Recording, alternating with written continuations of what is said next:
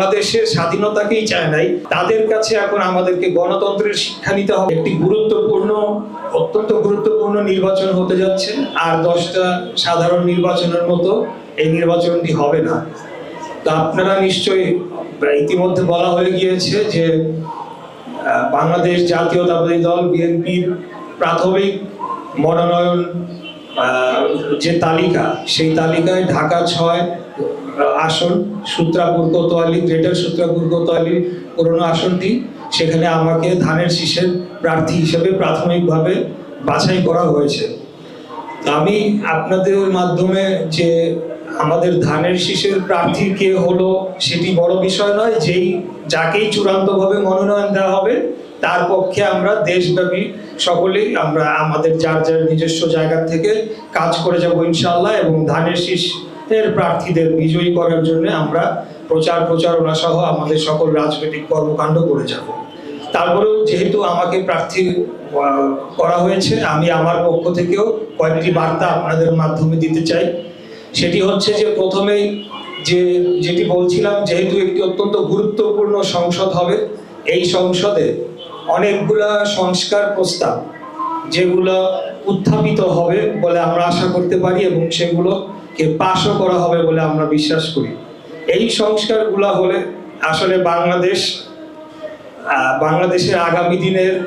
ইতিহাস, অর্থাৎ ভবিষ্যতের যে ইতিহাসটি রচিত হতে যাবে সেটি সম্পূর্ণ ভিন্ন হবে বলে আমি বিশ্বাস করি। আমরা যে আমাদের ছাত্র জনতা যে বাংলাদেশের স্বপ্ন দেখে গত বছর ছাত্র জনতার গণ অভ্যুত্থান করে স্বৈরাচার খুনি ফ্যাসিস্ট হাসিনাকে হটিয়েছে, আমি মনে করি যে বাংলাদেশ জাতীয়তাবাদী দলই একমাত্র বর্তমানে রাজনৈতিক দল যারা তাদের সেই যে রক্তের যে প্রতিদান সেটি দিতে পারে। আগামী দিনে বাংলাদেশকে 31 দফার যে সংস্কার প্রস্তাব আমাদের পক্ষ থেকে দেওয়া হয়েছে সেটিকে বাস্তবায়নের মাধ্যমে আমরা তাদের এই রক্তের প্রতিদান দেব, এবং আগামী দিনে বাংলাদেশে গণতন্ত্র যাতে স্থায়ীভাবে প্রতিষ্ঠা লাভ করে এবং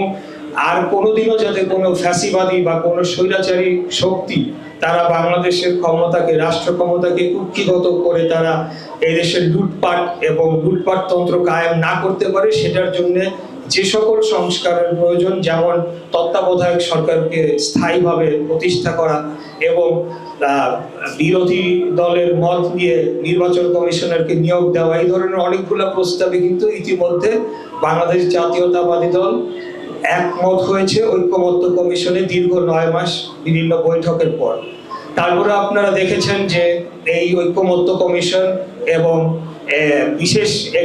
দুইটি রাজনৈতিক দলের নিত্য নতুন দাবি দেওয়ার মাধ্যমে তারা বাংলাদেশকে যে স্থিতিশীল হওয়ার যে প্রক্রিয়ায় আমরা নিয়ে যেতে চাচ্ছি সেখান থেকে বিচ্যুত করে শুধুমাত্র তাদের ব্যক্তিগত কিছু ফায়দা, এবং তারা আমাদের সাথে বা নেগোশিয়েট করতে এসে যাতে কিছু তারা ফায়দা নিতে পারে সেটার জন্য তারা বারবার জাতীয় নির্বাচনকে বাধাগ্রস্ত করার জন্য নিত্য নতুন তারা দাবি তুলছে এবং তারা কর্মসূচিও ঘোষণা করছে। তা আমি বলবো যে যারা বাংলাদেশের স্বাধীনতাকেই চায় নাই, বাংলাদেশকেই চায় নাই, তাদের কাছে এখন আমাদেরকে গণতন্ত্রের শিক্ষা নিতে হবে না, বাংলাদেশের স্বাধীনতা সার্বভৌমত্ব কিভাবে রক্ষা করতে হবে, জনগণের অধিকারের জন্য কিভাবে 17 বছর লড়াই করতে হবে সেগুলো আমরা পার করেই এসেছি। সেই 17 বছরে কিন্তু আমরা এই আজকে যারা নতুন নতুন দাবি তুলছে তাদেরকে আমরা তখন দেখি নাই বা পাই নাই। তারা তখন আওয়ামী লীগের সাথে মিলেমিশে একাকার হয়ে তারা ঠিকই তাদের কার্যক্রম চালাচ্ছিল, গুপ্ত কার্যক্রম চালাচ্ছিল। তো তারা যদি কোনোভাবে নির্বাচনকে ভণ্ডুল করার কোনো চেষ্টা করে, আমরা ধরে নিব এটা বাংলাদেশের বিপক্ষের একটি ষড়যন্ত্র, এবং সেটাকে আমরা কঠোর হস্তে প্রতিরোধ করার জন্য বাংলাদেশের রক্ষা করার জন্য ঢাকা শহরের জনগণকে নিয়ে যা যা করার প্রয়োজন সেগুলো সবকিছু আমরা করবো ইনশাআল্লাহ।